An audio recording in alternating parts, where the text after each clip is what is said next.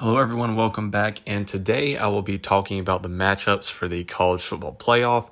And, I kind of already did this when I reviewed the final bracket, but I did want to go a bit more into detail, and also my opinion has changed on some things, and maybe a couple of my matchups have too. Or even if they don't, I will look at them a different way and I'll approach them a different way when I talk about them. So I was going to get into this. And also, when the bowl games start kind of happening, I mean, of course, some have already happened, and I was just looking through the bowl games. There really are not very many good ones. I think there's like Texas, Michigan, Vanderbilt, Iowa or something, but there's really none of them that really got my attention. Man, bowl games back in the day were the best. Like, ever since, the college football playoff expanding, they haven't been as good because, of all the teams that get let in. But, and I guess most of them are now the playoffs. But still, I'm looking at this, so I'll go ahead and start off with Alabama and Oklahoma. Now, I did not take in consideration that this was at Oklahoma, and I don't know what time it's going to be, but Alabama, under Kalen DeBoer, has been struggling on the road significantly. Week 1 loss to unranked Florida State. His first year, lost to Vanderbilt, lost to Oklahoma. Unless they lose to that year, I forget everything because they had three Tennessee. I mean, the Tennessee one, they kind of blew that game, and it was close. But those other two that were unranked road losses, and they got blown out by Oklahoma that other year. So I don't know. This is tough. Oh, this game could be ugly. I said this in the first preview of this game. This game is going to be ugly. It is going to be ugly. Both of these teams peaked around week 4 and just kind of fell off ever since then. Oklahoma, people thought John Montier was going to be a Heisman. People, including myself, thought Ty Simpson was going to be the Heisman after he beat Georgia. But man, these teams have fallen off. Or maybe we've just seen who they really are now. Alabama got a really, really good defense. I would be shocked if Oklahoma put up more than 20 on offense, because last time their defense put up 7, and then their special teams caused them to have another touchdown. So the defense basically caused Oklahoma to have 14 points. Outside of that, though, as long as Alabama doesn't make as many disastrous mistakes, I think they get the win. But man, is it close. I mean, because Ty Simpson, man, he played awful against Georgia. Now, granted, did Georgia's secondary play extremely well that game? Yeah, they did play like the Kirby Smart Georgia secondary that we're used to seeing. But the offensive line gave him a lot of time. I think a lot of people didn't really pay attention to it as much, but the offensive line actually did pretty good that game against Georgia. Or they might have not done great, but a lot of the clips you see of Ty Simpson throw these incompletions or these interceptions, he's sitting there chilling in the pocket. I mean, did he get hurried a lot? Did he get pressured sometimes? Yeah, but not really as much as people think. And yeah, sure, Georgia really did stop the run pretty well, but again, when it comes to the passing game, Ty Simpson, he did not capitalize when Alabama's offensive line gave him time, and that interception he had, he threw it so far. What was it? Behind Jeremy Bernard? Oh, man, that was single-handedly the worst game I've ever seen him have. So I don't know. Oklahoma's defense is just as good, if not maybe better than Georgia right now. Now, Georgia's defense has improved so much, but still Oklahoma has probably like a top 3 defense. So it is going to be an ugly, ugly game. Oklahoma's offense can't score. Alabama's offense is going to have trouble scoring. But I think the difference in this game is who can make well, one, the less mistakes, and two, who can maybe break off one huge play. A lot of people say, well, it's actually the team that makes the least mistakes that'll win these games, which is true. But I think for Alabama or whoever to win, it's going to be whoever can break off a couple plays, because this game is going to be so ugly. I think, what's his name, Satania on Oklahoma, he is the offense. He is the Oklahoma offense. That dude is insane. But Alabama, they got Jeremy Bernard. They got Isaiah Horton. Brooks, can't say his first name. I don't know how to say it. And, despite how Ron Williams has been absolutely atrocious, despite what a lot of people say, he has moves. He has moves, and if he gets the ball in his hands, or if he can finally catch a football, do I think he'll do it this game? Probably not, but if he can, I think Alabama has a legit chance at winning. Alabama is basically now they kind of ran the ball well, like surprisingly well in Oklahoma, but not for long because they just resorted to throwing it in the entirety of the second half, but. Oh, man, this is like dang near a coin flip. Overall, I got to trust. I'm going to go with Alabama just because I think Ty Simpson, not by much, is the slightly better quarterback, and I think his highs are way higher than Mateer. Mateer, his best game was like in the first couple weeks. I mean, his best games were like in the first couple weeks. At least, has times hasn't been playing great. No, but he's been playing good enough in some games. I think as long as he doesn't have these absolutely disastrous turnovers, which, granted, I do think is actually kind of likely. I don't know. John Mateer has had just as many terrible turnovers in his time. So I don't know. I think I'm going to give the edge to Alabama. Both of these teams are not going to run the football. And I trust Ty Simpson's deep ball / Alabama's receivers a bit more. So just for that, I'll give it to Alabama. Ryan Grubb, he's a great offensive coordinator. So I'll give it to them. Alabama will be moving on in my first round. Now, in the bottom left, we have Oregon and James Madison. Give me Oregon by 90 gazillion. James Madison is going to lose by, let's see, how much was James Madison going to lose by? Tell me in the comments. I'm going to say 35. Maybe, honestly, it's probably going to be worse than that. But we'll say 35. Just maybe James Madison will give it their all, At the bottom right, we have Tulane and Ole Miss. Ole Miss already played Tulane and beat the snot out of them. And even without Lane Kiffin, it's literally not going to change a thing against Tulane. They are going to beat Tulane like a drum, and it will not be close. Now we have Miami and Texas A&M. Now, I'm assuming the team on the top is playing at the opposing stadium. I know that Alabama is going to Oklahoma. I don't know if Miami is going to Texas A&M.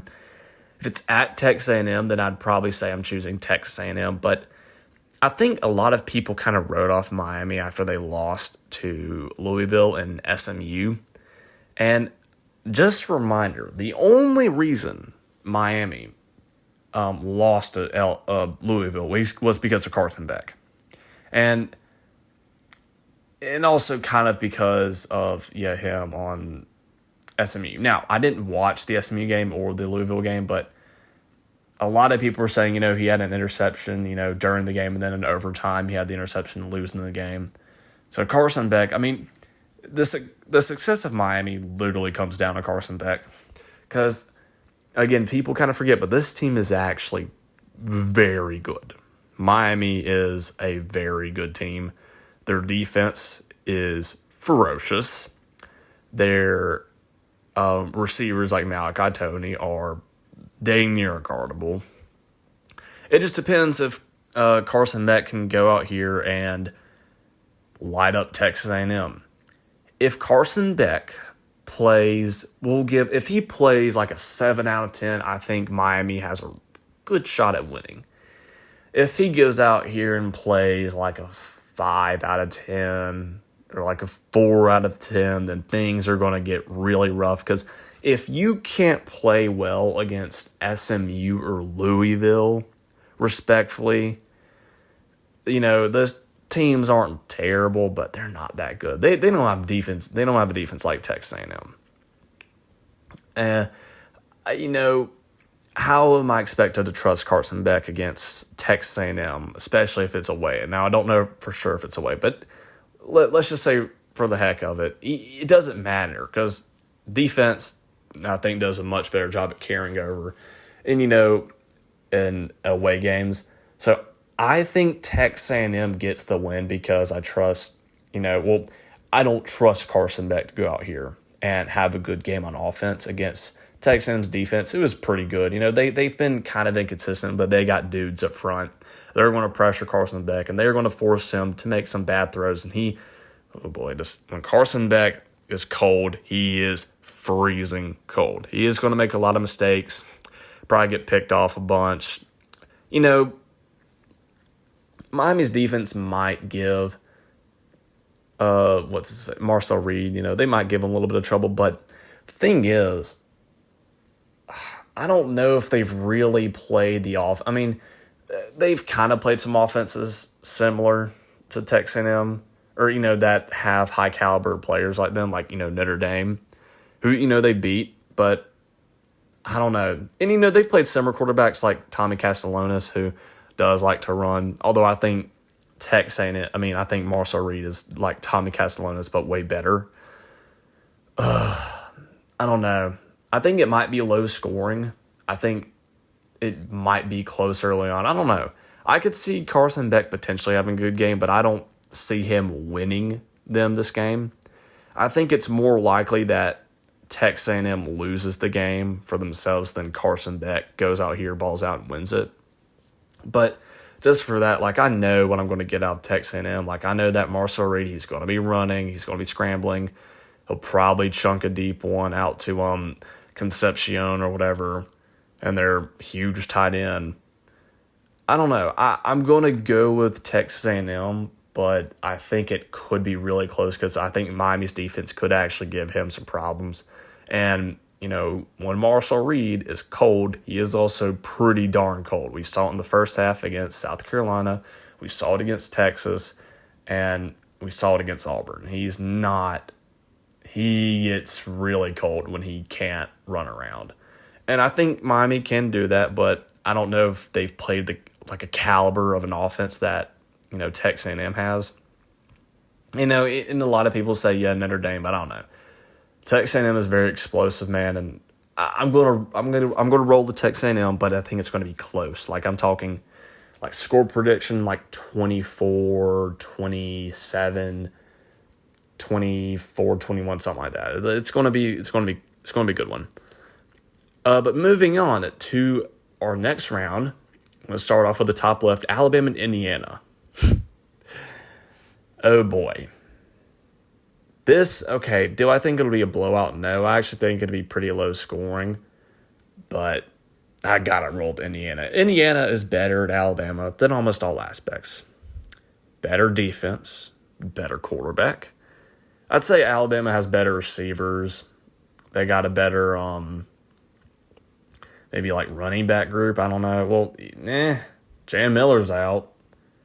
I don't know if he's going to be better for this game, and they're better. Well, I mean, Indiana has, probably, dare I say, the best coach in college football right now. Man, it's just insane what Kurt Cignetti's done in only a second year at a nobody school. I mean, Indiana, crazy.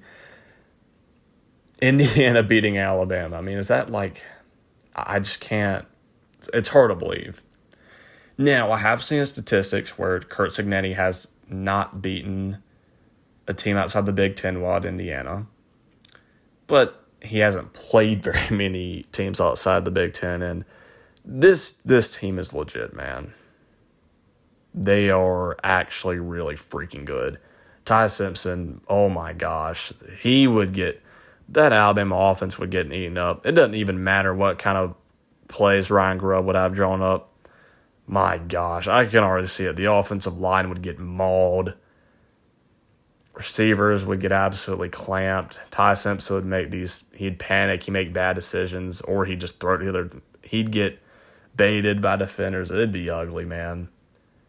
And then eventually, I've said this a lot when I've talked about this potential matchup, but it might be close early on because I do think Alabama's defense they'd contain Mendoza for, maybe a couple quarters, but after that, they're going to get lit up eventually. It won't last, and I'm taking Indiana. There's just Alabama has been so inconsistent, and Indiana, they've looked a little shaky sometimes, but other times they've looked really freaking dominant, and their highs are the highest in the nation. So I got to roll with Indiana. Just the better overall team, better coach, better quarterback, better defense. I mean, that's literally basically the three main things, and it's at Indiana too. So, no, it's not at Indiana, but it doesn't matter. Indiana wins.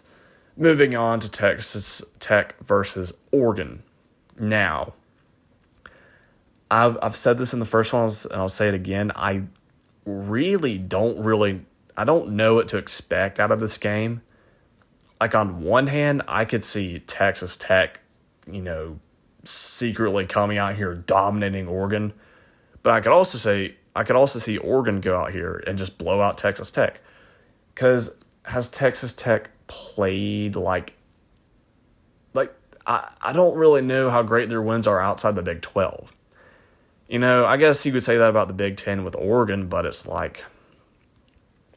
don't know. I don't know how. I think it'd come down to how Oregon's offense matches up with Texas Tech's defense, because Texas Tech's defense this year is freaking good. They're like a top 5 defense this year. I mean, based on what I can see, dude, they're freaking studs. My gosh. I mean, it's not something you're used to seeing out of Texas Tech because, last year they had that ridiculous high-scoring offense and that awful defense. But this year they got everything. Again, I just don't know how well Texas Tech's defense would do against Oregon and Dante Moore. But I guess the game I can really point back to is when Oregon played an actual defense, because, Oregon has had maybe one of the easiest schedules in college football, them and Ohio State. When Oregon has played a good defense, the one really good defense they played, wouldn't you know it, Indiana. And you know what happened that game against Indiana? They got manhandled. I've used that word 1,000 times to describe that game, but they got manhandled. So, I don't know. Do I think Texas Tech's defense could do the same thing? No, but based on what I see from these games, and I've watched a little bit of Texas Tech and some of their highlights on defense, they're legit. And they beat one of their, I guess it's not their rival, but they beat BYU twice. It's not easy to do. And it could be so close because Texas Tech also has a really good offense, but Oregon also has a really good defense. This is tough, man. This is legitimately maybe a coin flip, but I don't know. I think what it comes down to is I think I trust Texas Tech's defense a bit better than Oregon's offense because I really don't know to get out of Oregon's offense because we've seen them struggle this year. They scored 16 against Iowa and, 13 against Indiana. So, and those are the two teams that actually had a good defense that they played against. USC's was okay. They weren't that great. Texas Tech has a much better defense, and I think Texas Tech will get the. Technically, it's not even upset; they're ranked higher, but I would pick Texas Tech. I think it'd be a shocker. I could see Texas Tech going out here again. I could see them going out here blowing out Oregon. I could see it being down to the last wire, or I could see Oregon blowing out Texas Tech. But I'm feeling right now my gut tells me to pick Texas Tech, and I think I'm going to roll the Texas Tech. I don't know. I just feel like I can trust them a bit more. Now, moving on to Ole Miss versus Georgia. You know, even if they had Lane Kiffin, I don't see it happening. Georgia, they have, they have championship DNA. They have it in their blood. This is what they do every year. Ole Miss, and this is what I learned from watching some other videos. A lot of these teams on here have not been here before, and veteran experience will come into play for this. And I'll talk about that later, but as for this matchup, I don't know, okay, because did Georgia's defense look better, much better at the tail end of the year? Yes. But the actual, the really good offenses that they played, were all in, the first half of the season. And they haven't played offenses near as good as that since, that time. So, I don't know. Is Georgia's defense as good as what some people think they are right now? I'm not 100% sure, but based off how they looked against Alabama, granted, did Ty Simpson play really freaking bad? Yes. But I think the way you saw their their defensive line get a push, shut down the run game. Alabama hadn't run the ball well, at all this year, but Georgia's always had a good defense. They're always going to have good running defense. I don't think there's a single team in the playoffs, in this bracket, that'll have more than 100 rushing yards on Georgia. It comes down to the secondary, and after I saw Georgia's secondary really clamp up Alabama's wide receivers, because Alabama does have a top 3 receiver core in the nation this year, I think I'm very confident in Georgia's defense, and I think Ole Miss will struggle a lot to score. I think they'll improve a lot. Offense is still amazing. Gunnar Stockton, he's better than Pavia, Jeremiah Love. I don't know if he's better than Santa Mendoza, but he should have been invited. He was, I don't know. If he wouldn't have had a bad game against Georgia Tech, I would have said he should have won the Heisman, but it is what it is. So I'm extremely confident in Georgia this year. This team is really freaking good, and I think they will easily beat Ole Miss. So I'm taking them to move on. Now, moving on to what we got next. Okay, Indiana versus Texas Tech. This is interesting because, again, this is similar to the Oregon case. It's going to really change based on, how Texas Tech looks against Oregon. But, I'm not going to be lousy and, change my pick because of, the outcome of certain games. I might talk about who I expect to win, but this is my official bracket. I'm not going to change my bracket. So, I don't know. I'm going to say Indiana just because, again, I trust them more because they've looked so dominant this season. And so is Texas Tech, but, I think Indiana, after they won the Big Ten, beat Ohio State, I think I'm more confident in them. But I could see this game being really close, actually. I'm going to go with Indiana, though. I think it'll be close. I'm talking 20-17, maybe 17-14. It's going to be low scoring, probably, but overall, I trust Mendoza to get the job done, and I think Indiana's defense, they might have the best defense in the nation, and they are going to give Texas Tech a rough time. Really rough time.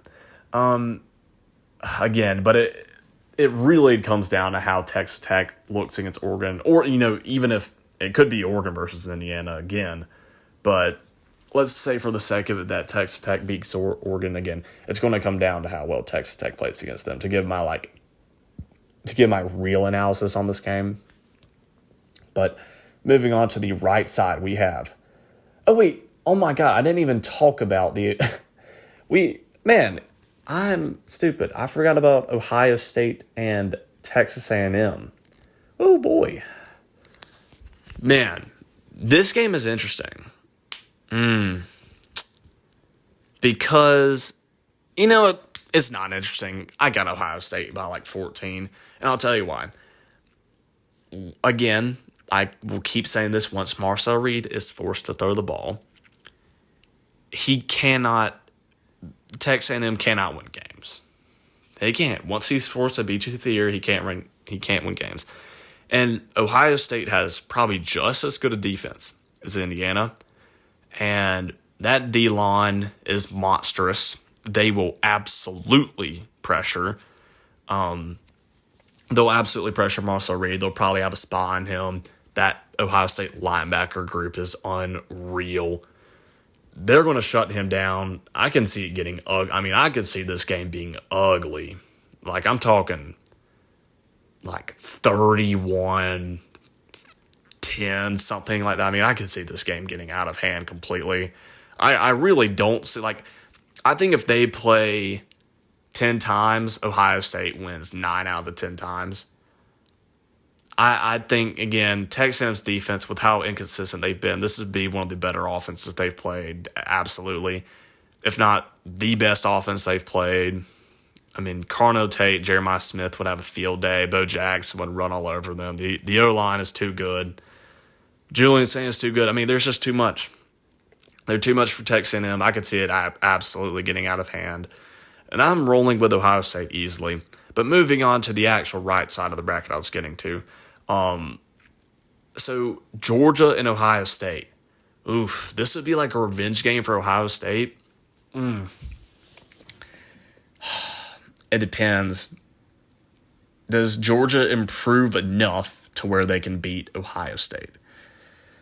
Because even though Ohio State has this high caliber offense, they're not as explosive as they were last year, per se. They can absolutely, well, I mean, they're probably just as good as running the ball last year, but they weren't as physical up front as they were. Like, I mean, last year, they were not as physical as they are now, like, you know, both sides of the line. So I think that would come into play. Because that was one of the reasons that, Ohio State wasn't, like, again, they were good last year, and they had one of the best playoff runs. Or they probably had the best playoff run you'll ever see. But that team they were great, but they weren't top tier. Like, they weren't there because their offensive line and defensive line weren't, like, they weren't great at times. Like, that's why Michigan beat them. Mainly the offensive line. But, this game is so freaking tough to choose, man. Julian Sand versus Gunnar Stockton, I'd say, technically you could say Julian Sand by the statistics is better than Gunnar Stockton, but Gunnar Stockton feels like a playmaker. Like, when you get Gunnar Stockton in the backfield, I think you could trust Gunnar Stockton to be a playmaker and a guy that can win you a game a bit more than Julian Sand. So, I don't know. I'd say quarterbacks, it's 1A, 1B. I think it's very even, so we'll go with that. Running backs, we have Chauncey Bowens, Nate Frazier versus Bo Jackson. I got to go with Georgia's running back room. Receivers, obviously, Ohio State. Offensive line, Ohio State. Defense. See, this is where it gets interesting. Ohio State probably has the best secondary player in the nation, Caleb Downs. But the way that Georgia's defense has improved has been, I don't know, they've improved a lot. So this game, at least to me, is extremely even. Oh, and also the offensive line, defensive line, they're basically, I'd say, the same too. Man, and Ohio State's defense has been more dominant, but this will be by far the best offense that they've played all season. Or maybe Indiana's up there too, but I think Georgia might have some slightly better offense. Oh, this is so freakishly close. I mean, y'all don't realize. I mean, I could see Ohio State maybe going out here blowing out Georgia, or I could see Georgia, surprising everyone and dominating Ohio State. And I could see it coming down the last wire, too. I could see a ton of different outcomes. I think what it comes down to, again, and this is what I was talking about with, championship, like, just history of it, the history of being at a championship level. And Ohio State, they've been, they won it last year. But Georgia, there's just something about Kirby Smart, I feel like, that he just has. And, they lost to Notre Dame last year, but Ryan Day, I don't trust him in big games. And we've seen, sure, they blew out Tennessee, they blew out Oregon, but he had by far, and I mean by far, it was not even remotely close, the most talented team in the nation. He had one of the most talented teams in all of college football history. And that's not even an exaggeration. I'm not saying they're one of the best, but they're definitely like one of the most talented. So if he didn't win a championship that year, it would honestly be like an insane disappointment because they spent like $25 million on the roster. And, that's becoming more common. But for that year, when all that, I cannot talk. When that year, when NIL was becoming that, big of a thing, they were way ahead of everyone. Maybe, there was Texas as an exception, but they got Caleb Downs, who was a starter as a freshman, who led the SEC maybe in tackles as a freshman at Alabama, or maybe it was just Alabama. They got, Quinshon Judkins from Ole Miss, who was doing phenomenal. He was a star at Ole Miss. They got him. They got the center from Alabama. And they got a ton of other guys in the portal. And they just built this super team, basically. They're like, all right, we're just building a super team. It's national championship or bust. So Ryan Day honestly had to win a national championship that year. And he still lost 2 regular season games. Like, if this were freaking 2023, they wouldn't have made it in. So just think about that. So, I don't know. There's something I don't trust a lot about Ryan Day. This team is also still talented, but Georgia's also got a lot of guys too. Man, I think Georgia's going to be fired up. I think they're going to, I don't know. Honestly, I'm going with Georgia. I'm taking the, slight upset. I think Kirby Smart goes out here with his guys and gets a shocking win over Ohio State. Like, I don't know. I could just see Georgia come out here and start playing really passionately versus I feel like Ohio State, there's just something in my gut telling me to pick Georgia for this. And I think part of it, again, is that I feel like Georgia just has the energy. Like, they're a championship program. Ohio State, sure, they won in 2014 and 2024, but something about Georgia, man. They just have this, I guess you could call it aura that a lot of other teams don't, and they would be fired up. And I think they'd get the win, surprisingly. I think it would be, as far as the game would go, I think I could see it being high 20s scoring-wise. I feel like there would be a lot of big defense plays and a lot of big offensive plays. I could see this game being all over the place, but at the end of the day, I trust Gunnar Stockton because I think he's more of a playmaker than Julian Sand. And I could just see, again, there's just something telling me I feel like Georgia would play more just aggressive, more passionately, while Ohio State would play more, more timid. I don't know. There's just something telling me that's what would happen. So I'm going with my gut, and I'm picking Georgia to win. Next up, for the championship, for who wins it, we have Indiana and Georgia. Now, Indiana, to me, is basically dang near the exact same as Ohio State. I feel like Ohio State really should have won that game against Indiana. I don't know what it is. It just kind of, I just don't see how they lost. They had better receivers. They probably had, talent-wise, they had a better defense. They had a better everything in terms of talent. So it is really shocking how Ohio State lost that game. And I think it comes down to Kirk Cignetti really just is that amazing of a coach. But, man, this is like amazing coach versus amazing coach here. It's Kirk Cignetti and Kirby Smart, man. And Ryan Day, he's a good coach, but he's not a national championship coach. And I know he won it last year, but again, that's because he had by a mile, by 100 miles, the most talented team in the nation. Like, he basically had a mini NFL team that year and still lost 2 regular season games. So, but the difference between Indiana versus Ohio State and Indiana versus Georgia is I think that Georgia not only has the talent, they also have the coaching to rival Kurt Cinetti. And based on that, I trust Kirby Smart more.